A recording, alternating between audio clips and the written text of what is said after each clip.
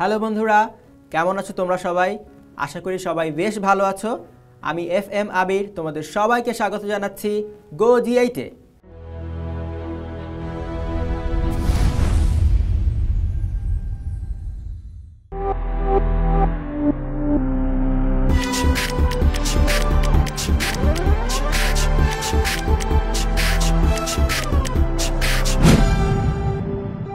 আমাদের আজকের ক্লাসে আমরা একাদশ দ্বাদশ শ্রেণীর উচ্চতর গণিত প্রথম পত্র বইয়ের ষষ্ঠ অধ্যায় অর্থাৎ ত্রিকোণমিতিক অনুপাত থেকে কিছু গাণিতিক সমস্যার সমাধান করব।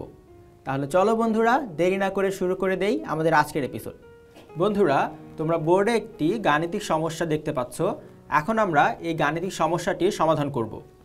এখানে বলা হয়েছে যদি tan θ প্লাস sec θ = x হয়, তবে আমাদের দেখাতে হবে sin θ = x² - 1 / x² + 1। তাহলে আমাদের এটা দেখানোর জন্য আমরা শুরুতেই আমাদের যে অংশটি দেওয়া আছে সেখান থেকে কাজ শুরু করতে চাই। আমরা এই অংশের সমাধানটি করছি। আমরা শুরুতে লিখে ফেলি আমাদের কি দেওয়া আছে।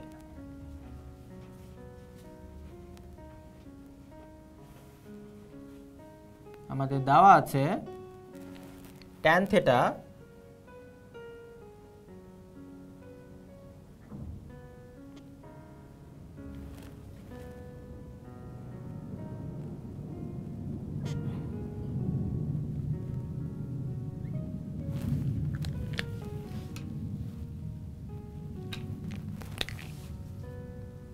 তাহলে বন্ধুরা, তোমরা দেখতে পাচ্ছ আমাদের যে জিনিসটা দেওয়া আছে সেটা আমরা শুরুতে লিখে ফেলেছি, tan θ প্লাস sec θ = x। এখন আমরা এই অংশটি প্রমাণ করতে চাই বা দেখাতে চাই। তাহলে এখানে আছে sin θ বাম পক্ষে, আর আমাদের এখানে কোথাও sin θ নেই। তাহলে আমরা কিভাবে sin θ আনতে পারি? আমরা tan θ সমান জানি, আমরা এই পাশে লিখে ফেলছি tan θ সমান আমরা লিখতে পারি sin θ বাই cos θ। এটা আমরা কিভাবে লিখতে পারি? আমরা কিন্তু এর আগেই দেখে এসেছি যে tan θ সমান হচ্ছে লম্ব বাই ভূমি। তাহলে চিন্তা করে দেখো sin θ সমান আসলে কি? sin θ সমান হচ্ছে লম্ব বাই অতিভুজ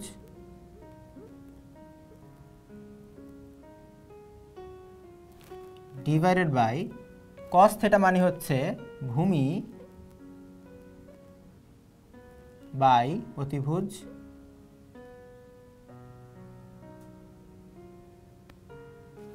তাহলে তোমরা বুঝতে পারছো আমরা এখন এই জিনিসটাকে লিখতে পারি লম্ব বাই অতিভুজ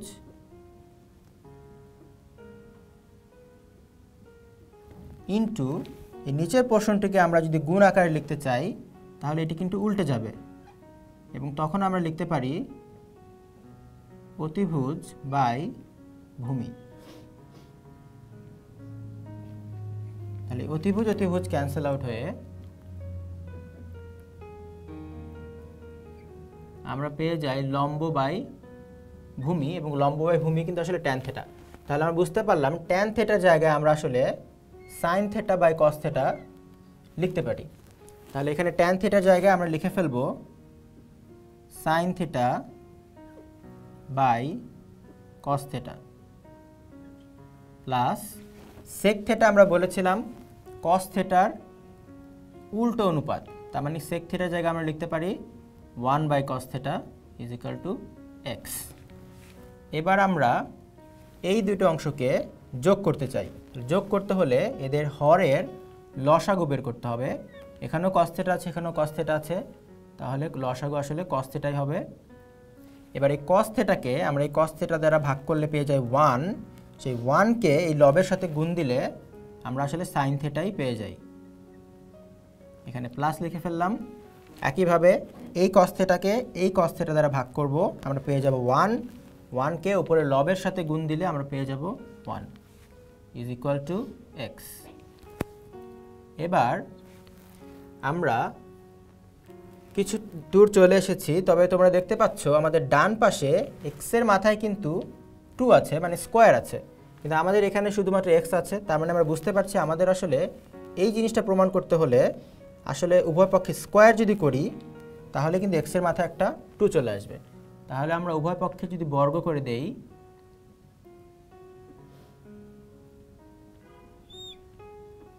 তাহলে বাম পক্ষে পুরোটার উপরে আমরা একটা স্কোয়ার দেব এবং ডান পক্ষে এক্স এর মাথায়ও আমরা স্কোয়ার দেব। তাহলে এক্স স্কোয়ার চলে আসলো এবং আমাদের প্রমাণেও কিন্তু এক্স স্কোয়ার টার্মটি এক্সিস্ট করছে। এবার আমরা যে কাজটি করতে পারি, এই ভগ্নাংশের স্কোয়ার মানে হচ্ছে উপরের অংশের স্কোয়ার sin θ + 1 এর হোল স্কোয়ার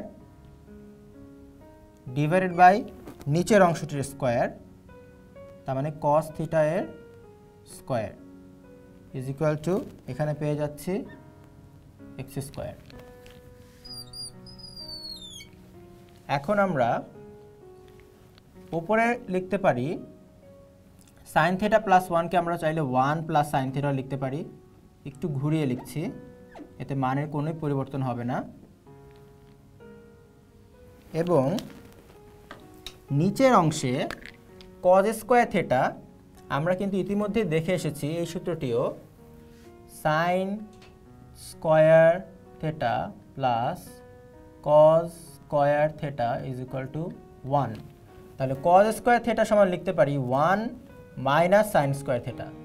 এখান থেকে আমরা cos স্কয়ার থিটা যদি লিখতে চাই তাহলে sin স্কয়ার থিটাকে ডান দিকে নিয়ে গেলে আমরা পেয়ে যাব 1 মাইনাস sin স্কয়ার থিটা। তাহলে এই cos স্কয়ার থিটার জায়গায় বা cos থিটার হোল স্কয়ার থিটার জায়গায় আমরা লিখতে পারি 1 minus sin square theta is equal to x square. এখন দেখো বন্ধুরা, নিচের অংশটিকে আমরা 1 কে চাইলে 1 স্কয়ারও বলতে পারি। তাহলে এটাকে আমরা বলছি a square minus B square, এই সূত্রে চলে যাচ্ছে। তাহলে নিচে আমরা পেয়ে যাচ্ছি a স্কয়ার মাইনাস বি স্কয়ারের সূত্র, মানে a plus B into a minus B. a plus B হচ্ছে এখানে সাইন থিটা, এ হচ্ছে আমাদের 1, a plus B into a minus B.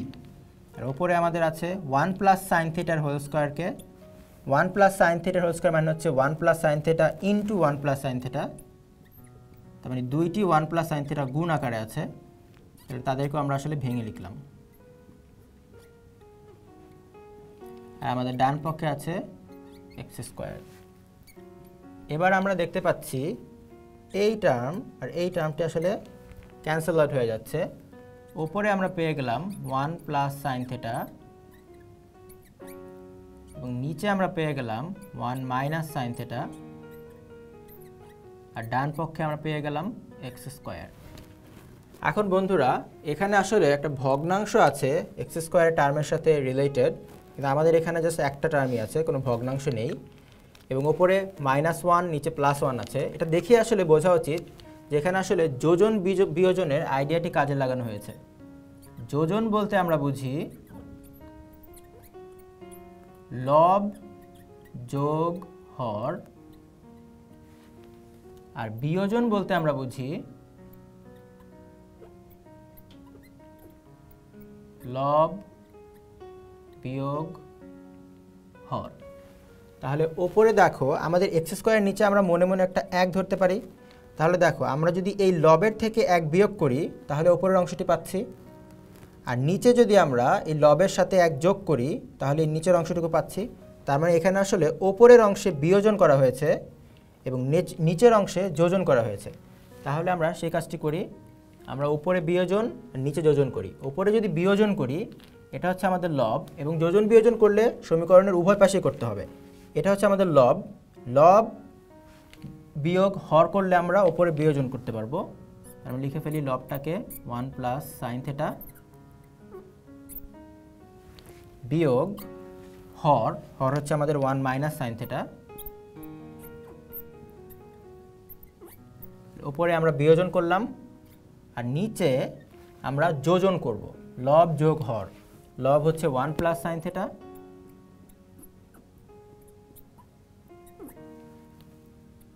যোগ হর হচ্ছে 1 মাইনাস সাইন থিটা।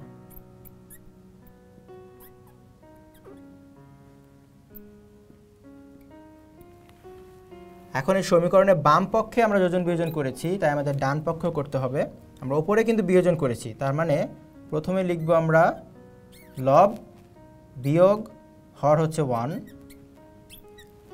এবং তারপর নিচে করব যোজন, তার মানে প্রথমে লিখব লব যোগ হর যোগ হর। দেখো বন্ধুরা, ডান পাশের অংশটা কিন্তু আসলে চলে এসেছে। এখন বাম পাশের অংশ ক্যালকুলেশন করে আসলে সাইন থিটা আসা উচিত। দেখি আমরা সেটা আসে কিনা। আমরা এখানে যদি ব্র্যাকেট উঠিয়ে ফেলি, আমি লিখতে পারি 1 প্লাস সাইন থিটা মাইনাস 1 হয়ে যাবে মাইনাস, বিকজ 1 এর আগে প্লাস ছিল, মাইনাসে প্লাসে মাইনাস 1, মাইনাসে মাইনাসে প্লাস সাইন থিটা। এবং ঠিক নিচে আমরা দেখতে পাচ্ছি 1 plus sine theta plus 1 minus sine theta is equal to, ডান পক্ষে আমরা পেয়ে গেলাম x square minus 1 x square plus 1। এবার আমরা বাকি অংশটুকু এখানে সমাধান করে ফেলি। এখন দেখো এই মাইনাস 1 এ প্লাস 1 ক্যান্সেল আউট হয়ে যাচ্ছে, উপরে থাকছে sign theta plus sine theta, মানে হচ্ছে 2 সাইন থিটা ডিভাইডেড বাই নিচে সাইন থিটা কাটা গিয়ে থাকছে একটা 2, আর আমাদের রাইট সাইডে থাকছে x square minus 1 divided by x square plus 1। এই 2 আমরা কেটে ফেললে আলটিমেটলি আমরা পেয়ে যাচ্ছি sine theta is equal to x square minus 1 divided by x square plus 1। তাহলে এই অংশটি কিন্তু আসলে আমাদের দেখাতে বলেছিল, তাহলে আমরা আলটিমেটলি লিখে দিতে পারি দেখানো হলো, অথবা ইংলিশেও আমরা শোন লিখে দিতে পারি। তাহলে বন্ধুরা, আশা করি তোমরা এই গাণিতিক সমস্যার সমাধানটি খুব ভালোভাবে বুঝতে পেরেছো। বন্ধুরা, তোমরা বোর্ডে আরও একটি গাণিতিক সমস্যা দেখতে পাচ্ছ। এখন আমরা এই গাণিতিক সমস্যাটির সমাধান করব। এখানে বলা হয়েছে cot A plus cot B plus cot C is equal to 0 হলে আমাদেরকে প্রমাণ করতে হবে সামেশন অফ tan A এর whole square is equal to summation of tan square A। আমরা শুরুতেই জেনে নেই সামেশন অফ tan A বলতে আমরা আসলে কি বোঝাচ্ছি।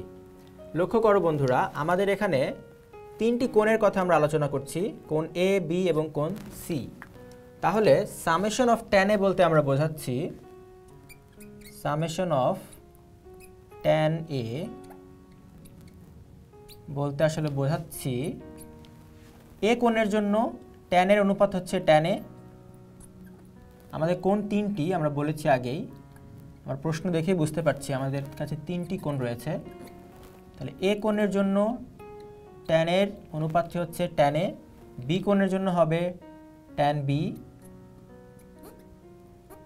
এবং C কোণের জন্য হবে tan C। যেহেতু সামেশন বলছি, তার মানে হচ্ছে যোগফল, তার মানে এই সবগুলোর যোগফল। তাহলে যদি আমাদের এরকম থাকতো summation of sine cube A, তাহলে আমরা লিখতে পারতাম sine cube A plus sine cube B plus sine cube C। অর্থাৎ 3টি কোণের জন্যই আমরা সাইন কিউব বের করতাম, দেন যোগ করে দিতাম। আমাদের ডান পক্ষে বলা হয়েছে summation of tan square A বের করতে। এর মানে হচ্ছে আমাদের ডান পক্ষে বের করতে হবে summation of tan square A। এটা দ্বারা আমরা বোঝাচ্ছি tan square A plus tan square B। C কোণের জন্য হবে tan স্কোয়ার C। তাহলে বন্ধুরা, আমরা আসলে কি বের করতে চাচ্ছি তা বুঝে নিলাম। এখন চলো আমরা ক্যালকুলেশন করে বাম পক্ষ সমান ডান পক্ষ প্রমাণ করার চেষ্টা করি। প্রথমে আমরা লিখে ফেলি লেফট হ্যান্ড সাইড, অর্থাৎ আমাদের বাম পক্ষ সমান সামেশন অফ tan A, তার পুরোটার উপর স্কোয়ার আছে। তাহলে সামেশন অফ tan A বলতে আমরা কি বুঝি, আমরা আগেই বলে ফেলেছি tan A plus tan B plus tan C। তাহলে আমরা সামেশন অফ tan এর জায়গায় লিখে ফেলি tan a plus tan b plus tan c পুরোটার উপর স্কয়ার। এখন দেখো বন্ধুরা, এটাকে আমরা ধরে নিতে পারি x y z, তাহলে x plus y plus z এর হোল স্কয়ার। এই সূত্রটি আমরা জানি, x square plus y square plus z square plus 2xy plus 2zy plus 2zx। আমরা এখানে সূত্রটি সহজে লিখে ফেলতে পারি x plus y plus z এর হোল স্কয়ার। সূত্রটি হচ্ছে x স্কয়ার, দেন দ্বিতীয়টার উপর স্কয়ার, দেন তৃতীয়টার উপর স্কয়ার প্লাস 2 ইন্টু প্রথম দুটোর গুণফল xy নিচে লিখছি প্লাস 2 ইন্টু দ্বিতীয় দুটোর গুণফল yz প্লাস 2 ইন্টু এই দুটোর গুণফল বের করেছি xy এর, yz এর গুণফল বের করেছি, এবার x আর z এর গুণফল বের করব 2zx। তাহলে এই সূত্রটি আমরা এখানে কাজে লাগাবো। তাহলে এটা হচ্ছে আমাদের x, এটা y, এটা z। তাহলে প্রথমে লিখে ফেলবো প্রথমটার square tan square a plus তারপরে দ্বিতীয়টার square tan square b plus তৃতীয়টার স্কয়ার tan স্কয়ার c নিচে লিখছি প্লাস 2 ইন্টু প্রথম দুইটার গুণফল tan a into tan b plus 2 into দ্বিতীয় দুইটার গুণফল, তাহলে tan b into tan c plus প্রথম দুটোর গুণফল লিখলাম, দ্বিতীয় দুটোর গুণফল লিখলাম এবং প্রথম এবং তৃতীয়টার গুণফল লিখব 2 into tan a plus tan c।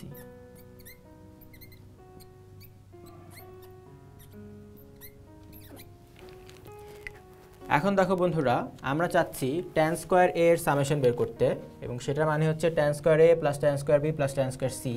তোমরা যদি লক্ষ্য করো, আমরা কিন্তু এই জায়গাটাতে সেই জিনিসটা অলরেডি বের করে ফেলেছি, tan square a plus tan square b plus tan square c। এর পরিবর্তে আমরা লিখতে পারি summation of tan square a। তার মানে বাকি এই পুরো অংশটুকু আসলে 0 হয়ে যাবে। যদি আমরা এই জিনিসটাকে 0 বানাতে পারি, তাহলে কিন্তু রাইট হ্যান্ড সাইডের সমান হয়ে যাবে। তাহলে চলো দেখি আমরা এই অংশটিকে 0 বানাতে পারি কিনা। আমরা এই বক্সের মধ্যে এই অংশটুকুকে লিখতে পারি summation of tan square a। এটাই আমাদের দেখাতে বলেছে।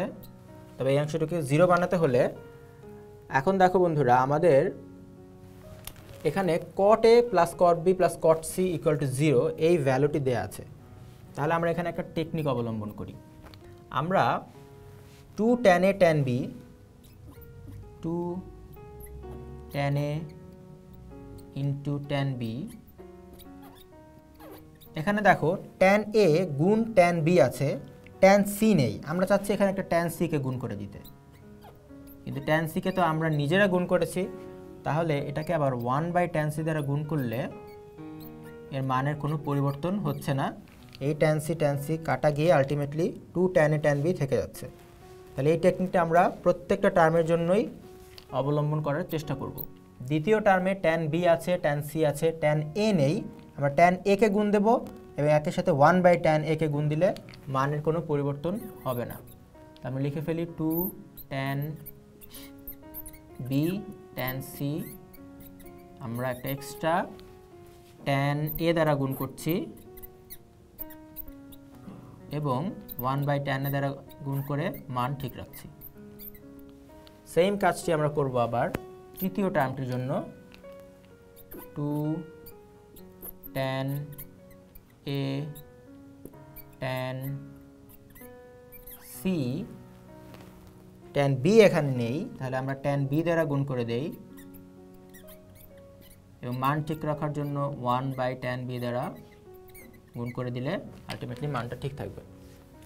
এবার আমরা দেখা যাক এই একটা টার্ম, দুইটা টার্ম, তিনটা টার্ম, প্রত্যেকটা টার্ম থেকে কিন্তু চাইলে 2 tan a tan b tan c common নেওয়া যায়। বিকজ প্রত্যেকটা টার্মে আসলে 2 tan a tan b tan c আছে। তাহলে আমরা শুরুতেই ছিল summation of tan square a plus প্রত্যেকটা টার্ম থেকে আমরা 2 tan a tan b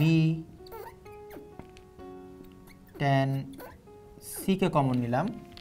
common নিলে আমাদের কাছে আলটিমেটলি কি থাকছে, এখান থেকে 2 tan a tan b tan c common নিলে আমাদের কাছে থেকে যাচ্ছে 1/tan c, 1/tan c plus এখান থেকে 2 tan a tan b tan c common নিলে থাকছে 1/tan a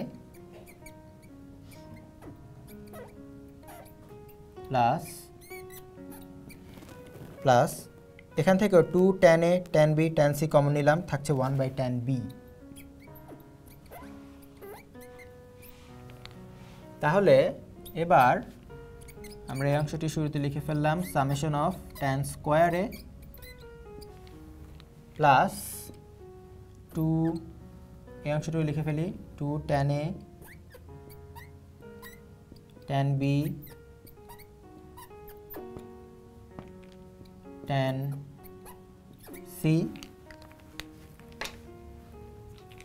ভেতরের অংশটুকুকে আমরা আসলে কি লিখতে পারি, ভেতরের অংশটুকুকে আমরা চাইলে দেখো বন্ধুরা 1/tan c কে কি লিখতে পারি, আমরা কিন্তু এর আগে দেখে এসেছি tan এর ঠিক উল্টো যে অনুপাতটি অর্থাৎ 1/tan থিটা সেটাকে আমরা বলেছিলাম cot থিটা। তাহলে 1/tan c হয়ে যাবে cot c